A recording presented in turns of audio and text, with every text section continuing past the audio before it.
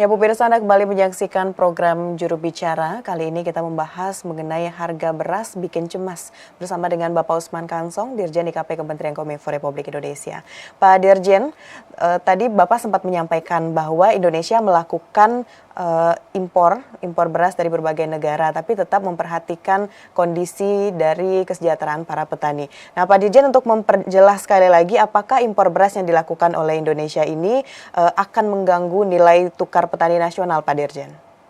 Ya, sama sekali tidak mengganggu ya nilai tukar petani pangan atau NTPP. Ya, ini dibuktikan data BPS, ya, Badan Pusat Statistik, yang menyatakan bahwa nilai tukar petani di Indonesia terus meningkat selama 2 tahun terakhir. Nah, pemerintah memastikan importasi yang dilakukan adalah importasi yang terukur dan sesuai dengan kalkulasi, serta hanya dipergunakan untuk pelaksanaan program pemerintah saja. Tadi kan sudah disampaikan ya sebelum jeda tadi, ya jangan sampai importasi ini mengganggu kepentingan petani.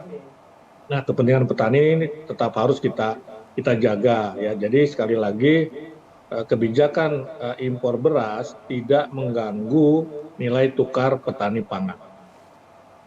Baik, dan tentu kita juga banyak, Pak Dirjen, fenomena saat ini bukan hanya di pasaran tapi juga ada di swalayan, bahwa benar-benar ini masyarakat berbondong-bondong pada awalnya untuk membeli beras karena takut harganya akan semakin tinggi. Nah, setelah apa yang Pak Dirjen sampaikan tadi, upaya yang dilakukan oleh pemerintah untuk menjaga stabilitas harga beras di Indonesia, mungkin bisa disampaikan juga, Pak Dirjen, kepada pemirsa JPR TV yang menonton kali ini agar tidak melakukan pembelian dalam jumlah yang banyak atau panic buying ini, Pak, terkait dengan beras, Pak Dirjen. Iya, jadi saya kira yang pertama pemerintah sudah mengambil langkah-langkah yang ya untuk menstabilkan pasokan dan menstabilkan harga.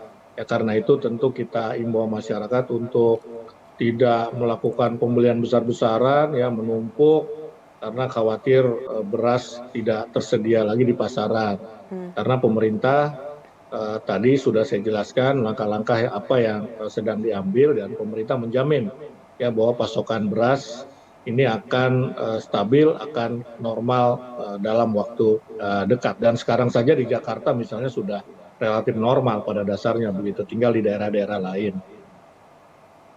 Baik, sudah jelas sekali bahwa yang disampaikan Pak Dirjen tadi, masyarakat tidak harus panik di awal karena kita juga telah memiliki langkah-langkah untuk bisa meningkatkan kembali produktivitas yang ada di Indonesia terkait dengan beras dan juga pendistribusiannya. Sekali lagi, harga beras bikin cemas, tapi masyarakat tidak perlu takut karena pemerintah memiliki tekad untuk bisa meningkatkan kesejahteraan masyarakat dengan berbagai upaya yang akan dilakukan nantinya.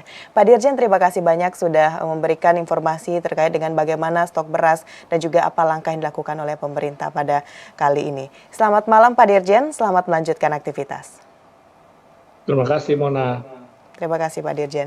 Pemirsa, itulah dialog kita pada program Juru Bicara kali ini. Terima kasih bagi Anda yang sudah menyaksikan. Saya Mona Azarini Sak pamit. Selamat malam dan sampai jumpa.